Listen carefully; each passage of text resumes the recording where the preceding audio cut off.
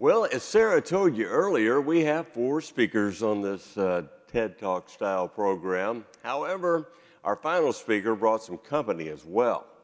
Enzo Paterno teaches electrical computer engineering technology at Middlesex County Academy of Science, Mathematics, and Engineering Technologies, which is a mouthful. Anyway, he's here with 7 of his students, great kids that are all on the school's invent team. They're here to present some of their innovative designs that resulted in a functional airborne agricultural drone. You're going to love this. Please welcome Enzo and Company.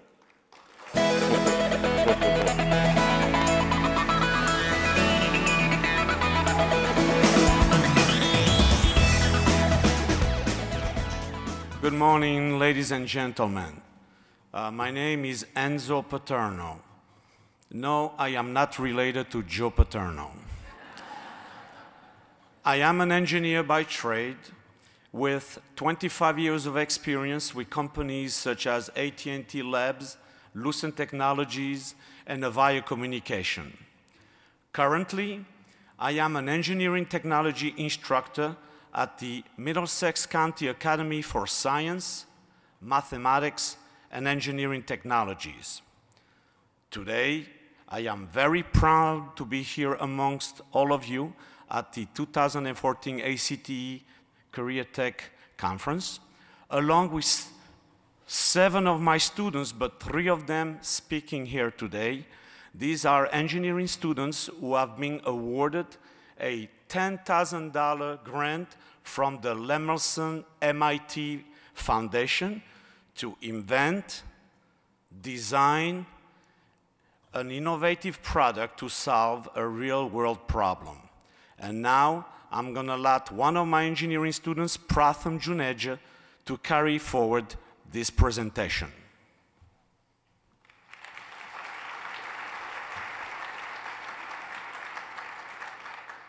Thank you, Mr. Paterno, for that introduction. So I want to start by introducing the members of the team that are here with us in Nashville. In the audience, we have Meenal Kumar, Neha Shah, Syed Mohideen, and Rishi Durham. I'm really not sure where they're standing. Up here presenting, we have Shreya Shirodkar, Himata Manidi, and myself, Pratham Juneja. Oh, they're right there. Okay. You guys want to stand up?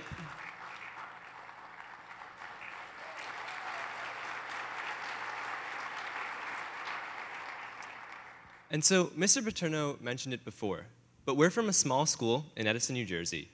And instead of typical high school students who take an elective course and have a study hall period every day, students at the Middlesex County Academy take 90 minutes of an engineering course every day for all 4 years of high school. All of our team members concentrate on electrical and computer engineering, and that has a curriculum that focuses on one important aspect: real-world experience.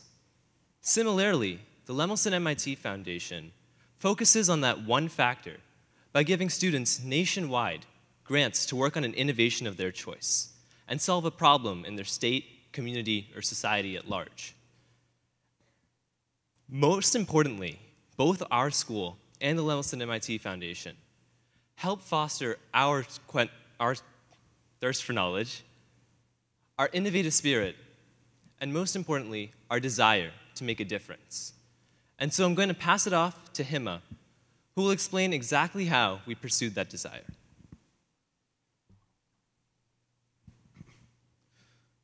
About 1.5 years ago, after submitting our initial application to the Invent Team program, we heard back that we were one of the finalists from across the nation to continue our application process. From there, we talked to farmers, we talked to collaborators, and we finalized our application. After submitting that final application, we heard back that we were one of 15 teams from across the nation to receive the $10,000 grant. One of the criteria, however, to receive the grant is to solve a real-world problem. In our case, that problem was related to the area of small-scale farming and pesticide application. We found that in the United States and across the world, small-scale farmers today have a problem with the application of pesticide. Currently, they can either use small-scale backpack sprayers or tractors and airplanes. The problem with backpack sprayers are that they are very labor intensive, requiring the farmer to go around his farm with the backpack sprayer on, and they also pose a health risk as the farmer must stand very close to the crops as he sprays them. On the other hand, we have tractors and airplanes. These big contraptions can cost up to hundreds of thousands of dollars, which is very cost prohibitive for the small-scale farmer. In addition, although they may spray over a wide area, they waste a lot of pesticide through a phenomenon called pesticide drift. This phenomenon is where wind blows a pesticide into rivers and streams where it's not wanted, and this poses environmental issues as well. There must be a solution to this problem, and that is the innovation of HASMAAD, a high-accuracy, spraying, multi-rotor, autonomous agricultural drone. That may be a mouthful, but its functions are simple. 1, to spray accurately and efficiently. 2, to be cost-effective. And 3, to be environmentally friendly. So, how does it do this? Well, HASMAAD is an octorotor drone that has a vertically extending spraying mechanism. So the drone flies autonomously by itself through crop rows and sprays using our innovation of side spraying. Side spraying is a method whereby both the tops and the bottoms of leaves are covered at the same time. Unlike airplanes, which spray only from the top and cover only the tops while using a lot of pesticide, our drone sprays from the side and covers more coverage with less pesticide. And although we weren't able to bring the drone with us today due to restrictions on bringing 6-foot drones on airplanes for some reason, I'm not really sure why, but anyway, we have these pictures to make up for that. So we divided our team into 4 different groups. 1, on the top left, you can see electronics and a camera. This belonged to the image processing group. They analyzed the video coming in from the drone and analyzed it to determine where the ground is and where the crops are. Second, we have the mechanical team in the top right, and they assembled the drone and built the spraying mechanism. And third, in the bottom left, we have the user interface team. They developed the software interface for the farmer to use. One of the goals with this project was to make the software very intuitive. So all the farmer needs to do is press a single button, pick a field, and then the drone goes by itself and sprays, almost magically. And fourth, we have the drone flight team, which was responsible for making the drone fly autonomously and making sure it was stable in the air. And they also control the pump, as you can see in the picture on the bottom right. But to bring all this together, each of us needed one thing to bring us as a team to accomplish this, and that is what Shreya will talk about.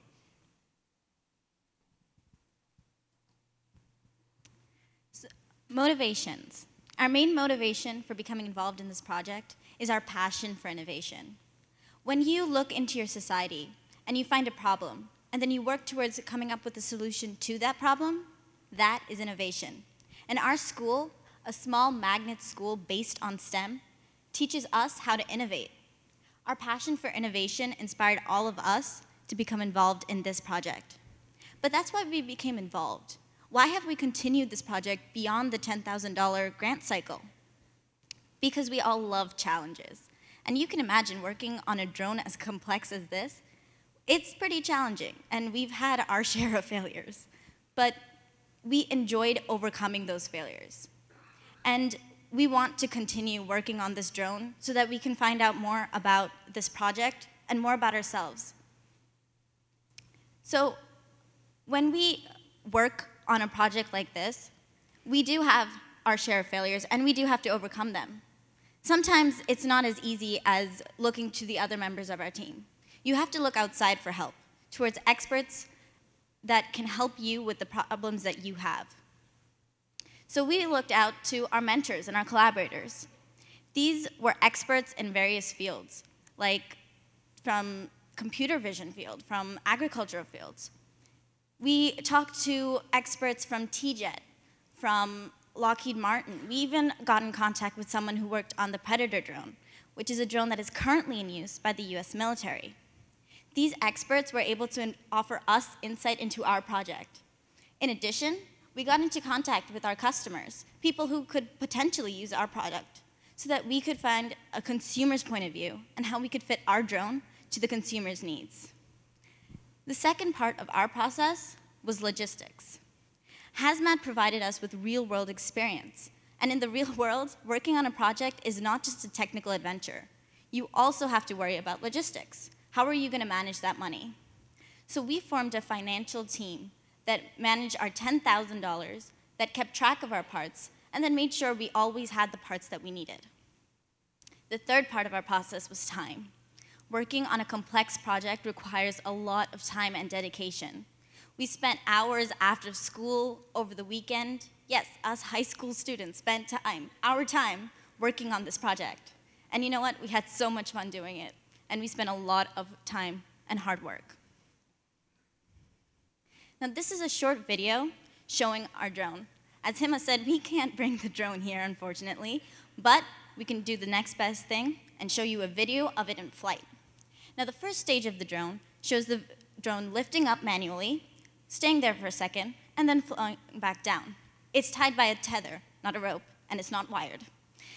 Second stage shows the drone flying autonomously through the field where the conditions were a bit windy, but it stayed stable, and that is exactly what we needed for this drone. Third stage shows us flying the drone on a farm provided to us by one of our potential customers. So here is the video.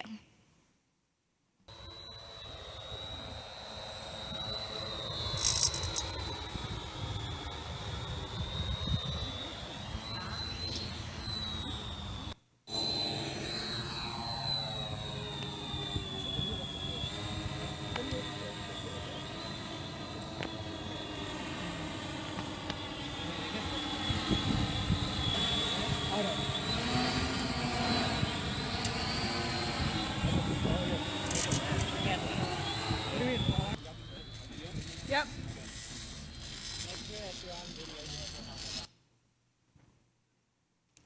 So,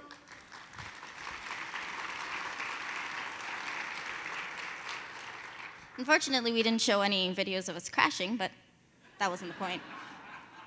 Here's Pratham.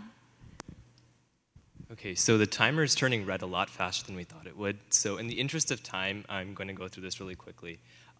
The main reflection that we have when looking back on the project after a year and a half of work, over 350 hours to be exact, is that despite all that we learned in class from our lectures, from our textbooks, even from our advisor, Mr. Paterno, there's absolutely nothing like the knowledge we gained from working hands-on on HASMAAD. And so when we look back at the project, that's what we're most grateful for. Being able to find our own solutions to problems on the 6th page of Google, or emailing manufacturers in other countries to find out about missing parts. It was such an intensive process that we learned more from it than we could ever learn from our class. Moving forward, we want to continue this innovation and make it into a consumer product. So we recently received a provisional patent, and we're working towards a full patent on our innovations of side spraying and image processing technology. At the same time, we want others to benefit from the project just as we have. And so we're opening up the project to all underclassmen in our school so that students can learn and benefit from it just as we did. Overall, we know that in a world where impact is crucial, innovation is key, and STEM is the future, we were lucky to have this opportunity. And we want to share it with as many people as possible. With that, we would like to thank everyone who helped make this project possible. First and foremost, the Lemelson MIT Foundation for giving us the opportunity in the first place, as well as the MCVTS administration and faculty for providing us with the time and resources to work on the project. Mr. Paterno was also a huge help, and he put up with us throughout the entire process. Our collaborators, such as the Rutgers-Snyder Farm and the Simonson Farms, for allowing us to test the drone on their fields. And finally, our beloved parents for always being there for us. Up on the slides, there's contact information if you want to view more about the drone, or if you want to find out more information about the team. We'll also be at the exhibition hall, booth 922, if I remember. So feel free to visit us and view the rest of the team. Thank you.